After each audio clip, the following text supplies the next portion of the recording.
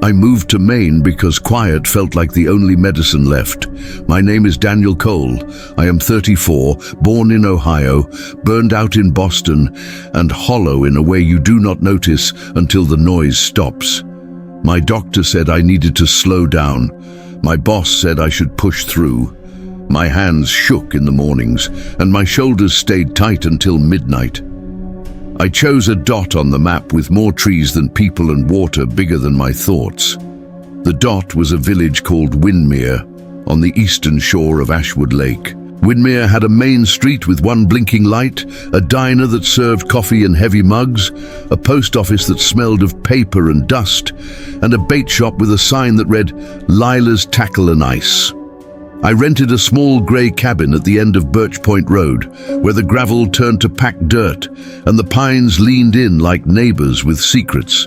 The cabin came with a rickety dock, an aluminum rowboat, and a porch that faced west across the lake. The first evening, I watched the sky turn the colour of a bruise and then fade to black, while loons called from somewhere I could not see. The water caught the last scraps of light and held them like coins. The first person I met was Lila at the tackle shop. She had 4 arms like oars and a laugh that made you think of warm bread. I told her I was new, and she gave me a quick look that took me in from ball cap to boots. "You here for the peace or the fish?" she asked. "Both," I said. "Mostly the peace." "You will get your share until the tourists come," she said, counting out a scoop of minnows into a plastic bag. "You a night fisherman?" "Not yet," I said. "Do people fish at night on Ashwood?" She slid the bag across the counter and met my eyes. "They do not," she said. "Not after midnight." A man standing by the display of lures snorted and pretended to read a label. Lila did not look at him. She wrote the price on a slip and held it out. "Morning or evening will fill your cooler," she said. "Lake is deep and kind when the sun is still around." "I will take your word for it," I said, and I did. For the first weeks, I carried ladders of light out onto the water at dawn and dusk. I learned the taste of the wind before rain. I learned the way the line shivers when a smallmouth hits clean, and the way the entire boat dips when a pike runs.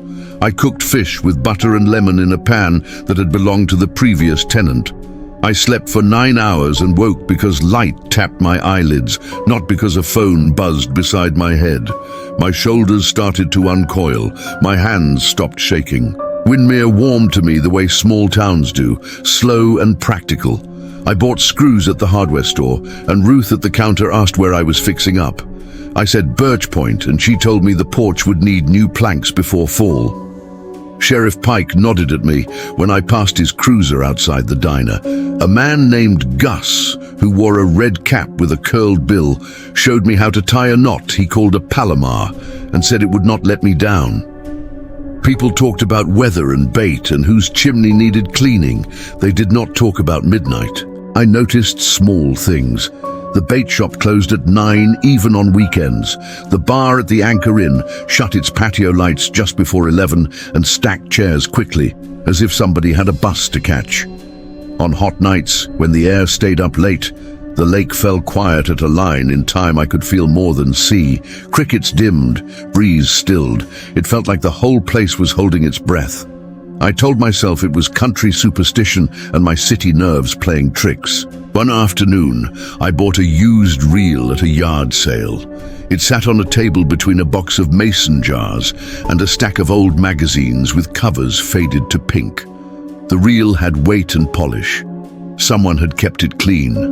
On the foot of it, scratched with a nail or a key, were the initials JH. The woman running the sale looked over when I picked it up. "That was my husband's," she said. "He was hard on gear. That one never failed him." She smiled, but her eyes did not join in. "Price is 10. Take it if you will use it." I bought it and thanked her. I did not learn her name until later. She was Ruth Hale. The first time I heard the lake speak was 2 nights after I bought the reel. I'd cooked a small fish and eaten it on the porch. The sky was a spill of ink with stars like pins through paper. The water looked black and close, like a road with no lines. I sat with a second beer and listened to the plink of water under the dock and the creak of wet boards swelling and shrinking. A sound rose out past my mooring. At first, I thought it was a loon. Then I thought it was wind moving through reeds. Then the shape of it changed and gathered into something almost like words. It did not travel across the surface. It rose as if from under my feet, as if the lake had a tongue. The hair on my arms stood up. I turned my head to place the source. The sound thinned and became only water, and I laughed at myself. I finished the beer and went inside. Before sleep, I looked at the clock beside the bed. It read 11:58. The next morning at the diner, I asked about night fishing as if the topic had no weight. I kept my tone light. "Is the no fishing after midnight thing a joke?" I said to Lila, who happened to be at the counter. She poured coffee until the dark climbed the mug. "It is not a law," she said. "It is a choice most of us made because our parents told us to and because we want to see our children grow old." Sheriff Pike sat 2 stools away with a plate of eggs. He spoke without looking up. "It is a lake," he said. "It has fog and drop-offs and bad judgment. That is all it takes." "Fair," I said. Gus slid into the stool on my other side and set his cap on the counter. "Men are always brave until midnight," he said. "Then they remember that water is just night made heavy." "Gus," Lila said gently. He shrugged and lifted his coffee. I chewed and swallowed and let the talk move past me to weather and road work and whose dog had gotten into whose garden. On my way out, the bell over the door jingled once, and Ruth Hale stepped in. Her hair was pulled back in a loose knot, and her eyes were red as if smoke had passed over them. She saw me and paused. "You bought Jonah's reel," she said. "J.H." "I did," I said. "It is a good one." "It never let him down," she said, "except the last time." She looked at Lila, then at the sheriff, then back at me. "You live on Birch Point," she said. "I know the cabin." "Yes," I said. She nodded to herself, like a person marking a detail they will need later. "If you are putting lines in at dusk, pull them up before the day dies," she said. "Everyone says that, and a few do not listen. They always say they are just going to test the water. The water does not need testing." "I will be careful," I said. The words felt small and plastic. She touched her fingers to the counter and then stepped away without ordering anything. That evening I set Jonah's old reel on my workbench and cleaned it, more for something to do than because it needed it. I turned the handle and listened to the smooth hum. I thought of initials scratched with a quick hand. I thought of Ruth's voice when she said, "Except the last time." The sun lowered until all the trees were tall silhouettes. I told myself I would not go out. I told myself that wanting to go out was exactly why people drowned in perfectly ordinary lakes. I stood at the end of the dock at 10:45 with a light jacket and a flashlight and the old reel damp in my hand. The water made the soft sound of a person breathing in sleep. By 11:30 I was 100 yards offshore in the aluminum boat. The oars knocked a gentle rhythm against their locks. A low fog stitched itself across the surface. It lay in pieces like torn fabric. The air had that clean cold that makes your teeth ache. Insects had quieted. Something far off splashed once and then was still. I let the boat drift and I watched the hands on my watch sweep past 11:50 and then past 11:57. I told myself this was foolish and that I would head in at 12. Right on the hour. The minute hand lifted up the last tick. At midnight, the fog drew together. That is the best way I can say it. It pulled itself into seams and then into a sheet that floated knee-high above the water and left the surface beneath it, slick and dark. The lake did not make a sound. Even the tiny clicks of water against the hull went quiet, as if the boat had been set down on glass. I felt a weight arrive, not on the line, but in the air itself. like a room fills when someone steps in. I should have rowed back. I should have dipped the oars and accepted a quiet return and a quiet story. Instead, I thumbed the bail open on the old reel and let lines strip out with a soft whisper. I set a jig, nothing fancy, one that had worked a dozen times. It hit the surface and vanished without a ripple. I counted. At 10, it should have touched bottom. At 20, it should have touched the center trench. At 30, I lost the count because the line stopped falling. I lifted the rod tip to feel for a bite. The line did not pull back. It held there, as if resting on a shelf. I gave it a tiny shake, then another. The hit came with a shock that ran through my hands into my forearms. It was not the straight pulsing of a fish. It was a single, heavy stamp, the weight of a body on a staircase. The rod bent so my knuckles touched my jacket. I set my feet and leaned back. The boat shifted and the little slap of water returned for a single tick of sound, then died again. I worked the handle and the old reel stayed steady. Something rose toward me. It rose up slow, like a person standing after they have been sitting too long. The line came up stiff and then slack and then stiff again. At the surface, just off the bow, a head broke the skin of the lake. Hair lay flat and black as riverweed. Pale skin shone in the thin light. Eyes opened like doors. They were not milky. They were clear and grey and looked straight at me. He drew in a ragged breath like someone who had run too hard and was trying to speak. Water poured from his mouth and nose. He stared without alarm. He looked at my hands, then at my face, then at the reel. "Daniel," he whispered. He spoke my name like a person on the phone who is not sure they have the right number but wants to say the name once to see how it feels. His voice was just above the sound of the fog. My name in his mouth hit me harder than the tug on the line. The boat rocked and my knee bumped the oar. I tightened my grip. "Who are you?" I said. The words sounded childish and far away in the white air. He tilted his head like he was listening for something behind me. A small smile touched his lips and did not reach his eyes. "It is your turn now," he said. He lifted his hands and placed them on the gunwale of the boat. His fingers were pale and ridged, like he had been in water too long. Where they touched the metal, a thin frost formed in a ring. He did not pull yet. He only rested there, like a friend about to tell you something serious.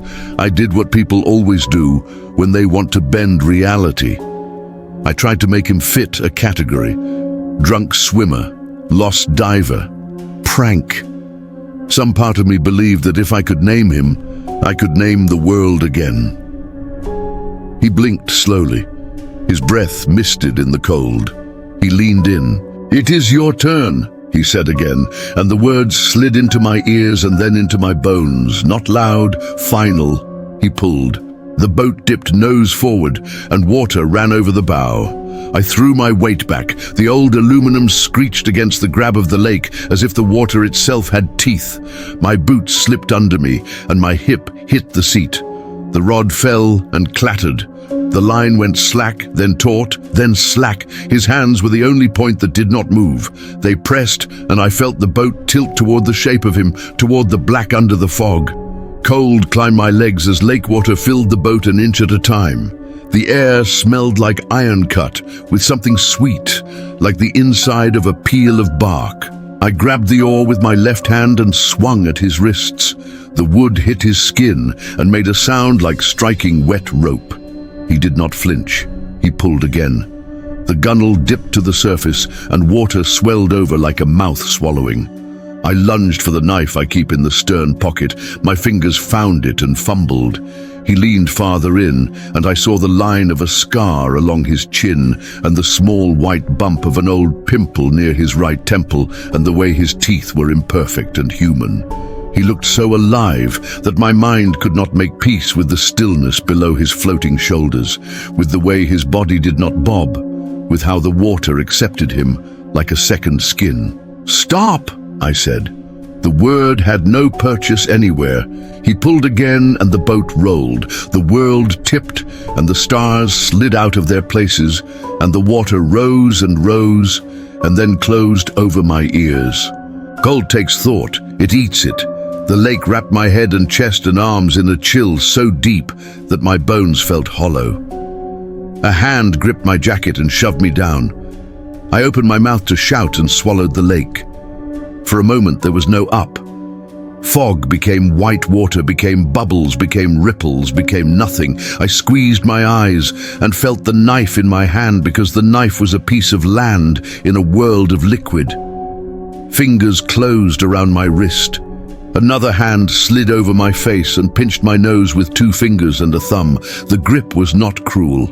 It was very strong and very sure. I saw faces in the black. Not clearly, not like a movie. Suggestions of foreheads, the line of a nose, a glint of an eye. Some were old, some were not. Their hair moved slow. Their mouths did not open. They were arranged as if at different depths. The hand on my jacket pulled, the hand on my face held. Sound was a deep thrum that felt like a heartbeat outside my body. My chest burned with the need to breathe. I swung the knife where the hand had to be. I did not aim. I carved water and found wrist. The blade hit something that resisted, then gave. The hand on my face jerked away. Bubbles streamed past my cheek. I kicked. My boots found nothing. My toes curled in cold. I pushed with my arms and struck something solid and slick, the underside of the boat. My lungs heaved once without air, and my mouth opened in a bright panic. I gouged at the water with both hands and slid along the aluminum until my fingers found the edge and tore at it. The lake tried to pull me back the way thick mud tries to keep your shoe. I hauled my chest over the gunwale and fell in a heap into the boat, where 3 inches of water sloshed like a living thing. The knife clattered under the seat. I coughed water until sound returned and air burned like fire all the way to my ribs. I spun and saw the shape in the water by the bow. He had not moved away. He watched me with that same calm, as if everything that had just happened had been very ordinary. He lifted one hand out of the water. Blood, dark as old wine, ribboned down his wrist from a cut that looked new. It ran into the water and vanished, as if the lake had been waiting to drink it. He smiled in a small, tired way. "You brought a good knife," he said, and I could hear him clearly, though no air moved. I grabbed the oar, jammed it against the edge, and shoved back with everything I had left. The boat shot away, as if whatever held it had loosened for a second. The fog thinned. The sound of small waves returned like breath after a feint. I sat and rowed like a man running in a dream. The rhythm of the oars felt like a prayer. I did not look back until my dock loomed in the dark. I hit it too hard and the boat scraped and thudded, but I did not care. I jumped, half climbing, half falling onto the planks. My knees hit wood. I crawled onto the porch and lay there on my back while the sky spun. The cold climbed out of me slow, and my teeth knocked together. At some point I must have slept because I woke to the sound of my name, Daniel. It came soft from the waterside. I stood too fast and the world tilted. I went to the rail and looked out. The fog had lifted. Stars hung like small holes in a black sheet. The lake lay flat as a sheet of slate. No head broke the surface. The old reel lay in the boat, line still running out over the bow like a vein that had been cut. On the gunwale, where his hands had rested, 2 pale prints shone in the thin light and then faded as I watched, as if a breath on glass had dried. In the morning, the world tried to be normal. Blue jays argued in the pines. The sun made the dock smell like warm sap. I made coffee and held the mug in both hands as if it could teach heat.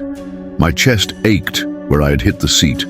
When I lifted my left hand, I saw red under my fingernails and a thin line on the palm where the knife had slipped. I washed both with soap until the smell of lake water lost its grip. At the post office, a board near the door held flyers and notices. There was a picture of a man with kind eyes and a day's growth of beard. Below it, the words, "Missing Jonah Hale, age 36. Last seen night fishing near Birch Point." If you have information, contact Sheriff's Office. The date, 2 years back. I stood there longer than a man should stand and look at paper. Ruth Hale walked in with a stack of mail and saw me. She came to stand beside me and looked at the photo like she was looking through a window at a room where someone used to be. You met him, she said. Not a question. I do not know what I met, I said. He said my name.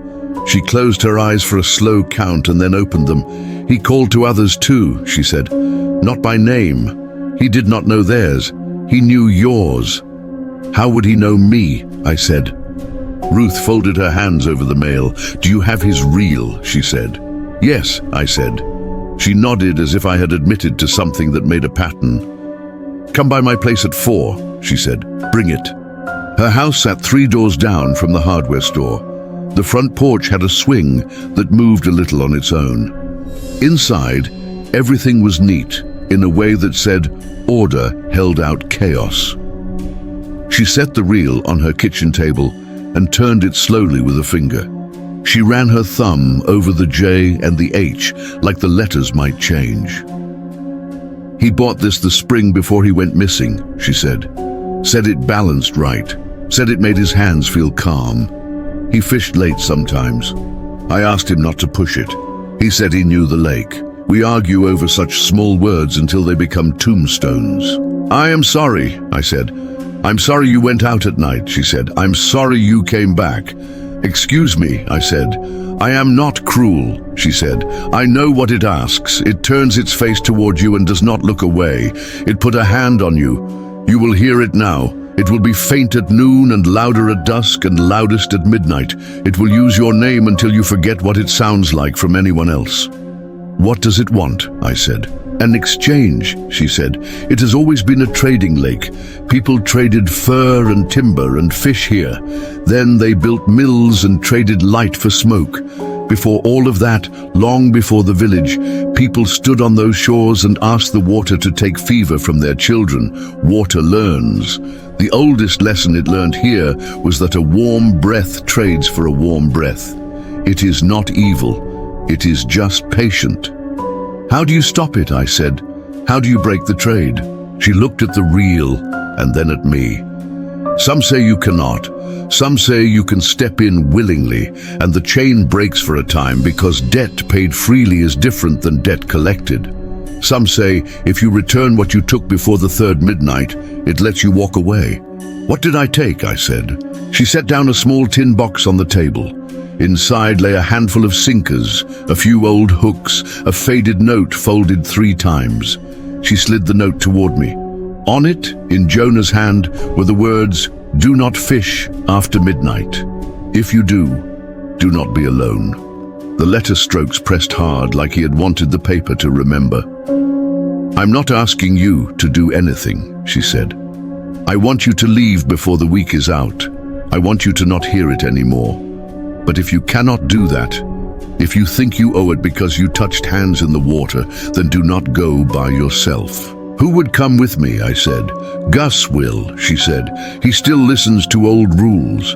He lost a cousin here. He will not let it take 2 if he can help it. We met at my dock the next night before midnight. The moon was a thin coin caught in tree branches. Gus wore a jacket and held a coil of rope over one shoulder. He nodded to me and to Ruth and stepped into the boat without a word. Ruth did not get in. She stood with one hand on the post where the mooring line tied off. Her other hand was closed around something small. I thought of a charm you would take to a church. Stop if he uses your father's voice, Ruth said. Stop if he uses your own. It will try. Whose voice did it use for you? I asked. My husband's, she said. I did not go. Gus pushed off, and the boat slid into the black. The lake took us like a breath held in a chest. Fog rose at the edges and held off the way shy animals hold off. We stopped where I had stopped before. The air settled. The minute hand lifted toward 12. Gus tied the rope around my waist and then around the center seat. He put the other end around himself. He checked the knots twice. We go home together, he said. At midnight, the lake drew itself smooth, and the fog pulled tight like lace stretched on a hoop. No insect sang, no fish moved. The silence had weight. I opened the bail and let line drop. At 10, I felt it stop. The same heavy stamp came up the line and into my hands. I braced and lifted. The face rose clean. He looked more tired. That was the only difference. He looked like a man stepping out of a long shift. He looked at me and at Gus, and then at Ruth standing back on the dock, a small figure made of darker night. "Daniel," he said, gentle and sure, "it is your turn." "I brought back what I took," I said. My voice shook, but the words held. "I brought the real. I bled for you. That should count." He shook his head almost sadly. "You took a breath," he said. "You kept it." He placed his hands on the boat. Water, cold as metal, seeped across the aluminum. He pressed. The boat tilted. Gus leaned back and the rope went tight. I held the gunwale and felt it groan under my grip. "You can take mine," I said, the words coming from a place I did not know I had. "Take my breath and let me stand here. Take it and carry it down. Let me finish standing above the water." He paused. Even the fog seemed to listen. He smiled, that same small, tired smile, and for the first time I saw sadness in it, like a person hearing a joke they wished had a different punchline. "That is not how it is done," he said, and pressed harder. The boat came over. Water rolled across my boots, then my shins. Ruth shouted something I could not make out. Gus swore and pulled against the rope so hard a vein stood out on his neck. The night held us all like a story holds a last line. I did not want to die. That is a simple sentence that feels like an entire book when you are counting breaths. I grabbed the knife from my pocket and pressed it point down into the soft aluminum seat. I twisted. Metal gave way with a pop. I shoved the blade through and into the rope between me and the center. I looked at Gus and saw in his face both understanding and refusal. "Do not," he said. "If it takes me, you can pull back," I said. "If it takes us both, it will not care." The rope parted halfway. Gus sawed at it with his own knife. He cut himself free of the seat and tied fast to the stern ring. He braced his boots and leaned until the boat groaned. The man in the water pressed. The rope at my waist cut through jacket and shirt and into skin. I felt lines draw on my body that would be there in the morning if I got one. "It is your turn," he said a third time, and now the voice bent. It carried my father's tone from when he taught me to swim. It carried Lila's steady warning. It carried Jonah's note. It carried my own voice, saying yes to things I should have said no to. "Please," I said, and had no idea to whom I spoke. Ruth on the dock threw something into the water. It was small and bright and vanished without a splash. The air shivered. The boat lifted a fraction. The man in the water blinked and looked toward where the thing had fallen, as if he had heard his name from far away. Gus heaved. The rope at my waist went slack for one breath. In that breath, I cut the remaining strands and the rope fell away. I kicked backward and hit the stern. The boat slid a yard. The man reached, but his palm found only water. His face did not change. He watched me as a person watches weather. We rowed back slow, not daring to show panic in front of a thing that eats it. Ruth stood with both hands on the post. When we touched the dock, she let out a breath that was almost a sob and almost a laugh. She did not ask what happened, because she had seen enough. "What did you throw?" I said. "A ring," she said. "He gave it to me when he promised he would always come back from the lake. Promises have weight." I stood there with the rope burn hot around my waist and the night heavy on my shoulders and thought about trades.